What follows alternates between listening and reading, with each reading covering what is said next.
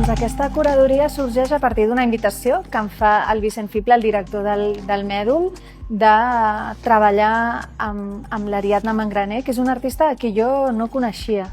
Ens unia una mica el fet d'haver passat temps, sobretot ella, a Suècia, que és on viu.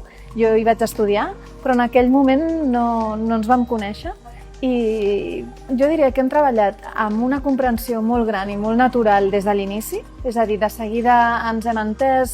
A mi em va semblar que m'era fàcil comprendre els referents amb els que treballava, les actituds, els interessos que tenia, el tipus de pràctica que desenvolupava. I per tant, en aquest sentit, ha sigut un procés com fàcil i natural i orgànic, però per altre ha tingut els entrebancs o les dificultats del fet de treballar a distància. Això en si ja seria com una complexitat afegida al procés, però si tenim en compte la naturalesa del seu treball és encara com més intensa aquesta dificultat, perquè el seu treball, com ja haureu anat veient, és una pràctica que apel·la molt als sentits, que apel·la molt al cos, fins i tot. Però, com deia, crec que l'entesa fàcil que hem tingut des del primer moment ha permès fer aquesta exposició i que es desenvolupés de manera exitosa.